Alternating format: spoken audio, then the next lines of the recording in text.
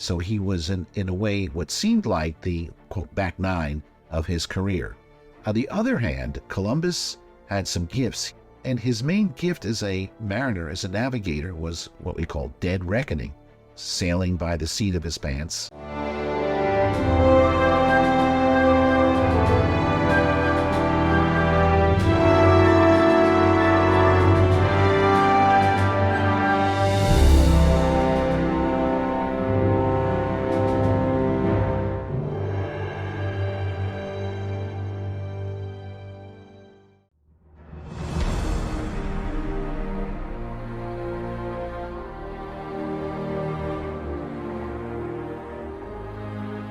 And we continue with our American stories. For generations, students in American elementary schools were taught that Christopher Columbus sailed the ocean blue to discover America in 1492. Today, that lesson is changing in schools across the country. Here to tell the real story of Christopher Columbus is Laurence Bergreen, who wrote the definitive biography, Columbus, The Four Voyages. Let's take a listen.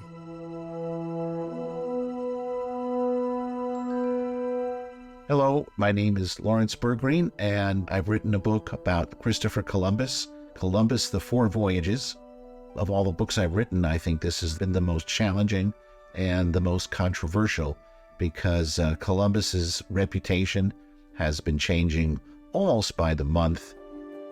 He's a figure that we all know about, and he's been devalued almost beyond recognition, torn down from statues, discredited over and over as if it were the first time.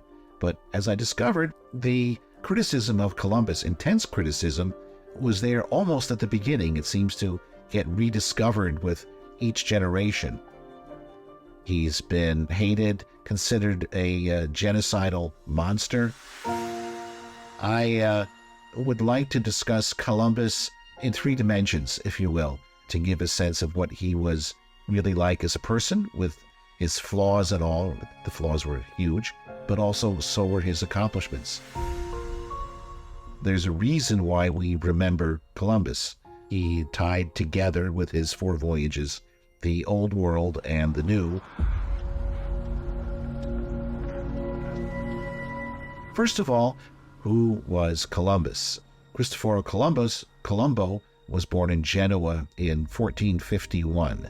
He was the son of a weaver. He went to sea at 14, which was common, and he had a very rough beginning. He sank in a bottle off the coast of Portugal. He managed to paddle safely to shore on a piece of wreckage, and as a Genoese, he joined a colony of expatriate Genoese sailors in Portugal. Later on, he was exploring the coast of West Africa, and actually aboard another ship, made it all the way to Iceland. So, even as a young person, Columbus had been around, mostly as what we would call a merchant marine.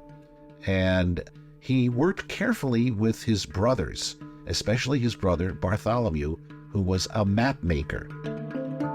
This was kind of interesting because conceptions of the world at that time were, by our standards, faulty and misleading to an almost comical extent. Bartholomew's maps and other maps of that era reinforced the belief that China, and all the riches that Columbus eventually went to seek from China, lay just to the west of the Americas, that the Pacific Ocean was not the largest body of water on the planet, but could be traversed in maybe a few days. So the idea was that if you could only get to the beginning of the Pacific, to its western edge, that you would be able to get to China very quickly. This was, of course, a huge mistake. Columbus, if he had known the reality of it and how difficult it was to get to China, probably would never have undertaken the voyage. There were a couple of other sailors and navigators who did. They were all lost. So the fact that he was emboldened to undertake it was based on a series of faulty misconceptions. It's just one of the many ironies.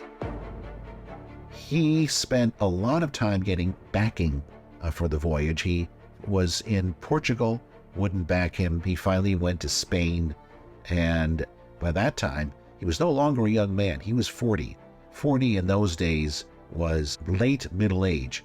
So he was, in a way, what seemed like the, quote, back nine of his career. On the other hand, Columbus had some gifts, and his main gift as a mariner, as a navigator, was what we call dead reckoning, sailing by the seat of his pants. If he wanted to estimate time and distances, he used very simple devices, such as a rope or a buoy or a landmark, timing the distance it took to move from one end of his ship to another. If it sounds primitive, it was, but it also worked. So he wasn't dependent on technology or intellectual constructs that were beyond his ken. He also paid close attention to tides and to wind, to the color of the sea, the composition of the clouds. These mattered a lot more to him than the mathematical calculations of the era's leading cosmographers. They generally had never gone to sea, but Columbus had, and in his long apprenticeship, he had acquired a great deal of experience, which turned out to be very helpful, especially in an era of all these faulty maps. And he also had this conviction that he could sail from the western coast of Spain to the eastern coast of China without much of a problem. He was not familiar with the astrolabe. He did not steer by the stars. If he had done that, again, he probably would have never set out on this voyage because he would have realized how faulty his assumptions were. But he did have a sense that God wanted him to do this. At times he even thought that God was speaking to him. That wasn't that uncommon in those days. Many people felt that God was directly speaking to them about what they should be doing in life. When I say speaking, I don't mean a mild prompting, an intuitive one. I mean actually hearing a voice. And we know that Columbus had this experience of God speaking to him because he wrote down what he thought God actually told him at critical times.